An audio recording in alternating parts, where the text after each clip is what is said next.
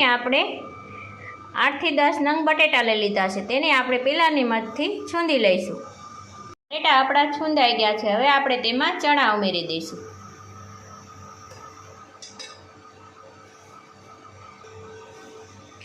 હવે આપણે તેમાં 5 ચમચી જેટલું મીઠું, મેં અહીં બાફવામાં નાખ્યું હતું એટલે આમાં ઓછું નાખું છું। 1 ચમચી જેટલું મરચું, તમારા ઘરમાં જે પ્રમાણે તીખું ખાતા હોય એ પ્રમાણે તમારે ઉમેરવાનું। 5 ચમચી જેટલો સંચળ પાવડર।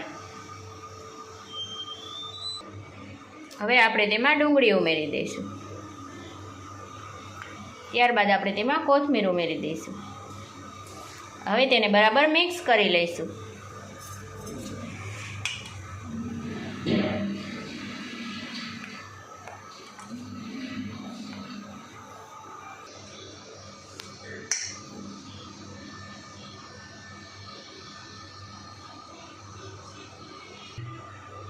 હવે આપણો માવો સરસ રીતે તૈયાર થઈ ગયો છે। હવે આપણે તેમાં પૂરીનો ભૂકો ઉમેરી દઈશું। હવે આપણે પાણીપુરીનું પાણી બનાવી લઈશું। એના માટે મેં લઈ લીધો છે અહીં પુદીનો। ત્યારબાદ આપણે તેમાં કોથમીર ઉમેરી દઈશું। ત્યારબાદ આપણે તેમાં લીલા મરચાં ઉમેરી દઈશું। 4 નંગ લીલા મરચાં લીધા છે। તમારા ઘરમાં જે પ્રમાણે તીખું ખાતા હોય એ પ્રમાણે તમારે લેવાના। ત્યારબાદ આપણે તેમાં આંબલીનું પાણી ઉમેરી દઈશું અને આંબલી પણ છે આમાં।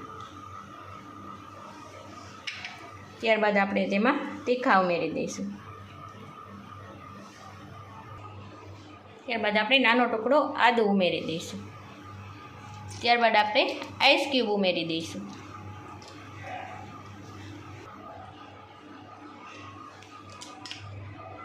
હવે આપણે તેને મિક્સર જારમાં દળી લઈશું। હવે આપણે તેને ગળી લઈશું।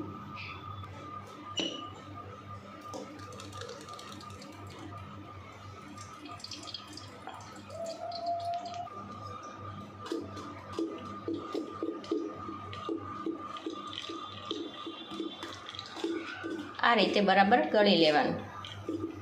તમે જોઈ શકો છો કે સરસ રીતે ગળાઈ ગયું છે। હવે આપણે તેમાં પાણી ઉમેરી દઈશું। હવે આપણે તેમાં 1 લીટર જેટલું પાણી ઉમેરવાનું રહેશે।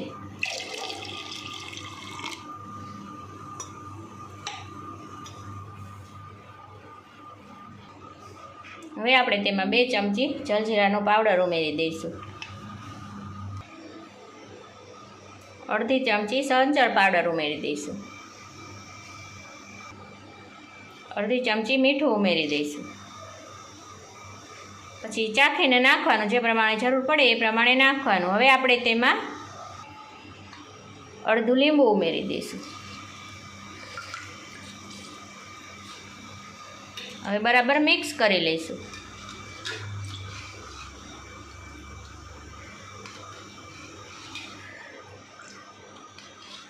હવે આપણે તેમાં બુંદી ઉમેરી દઈશું।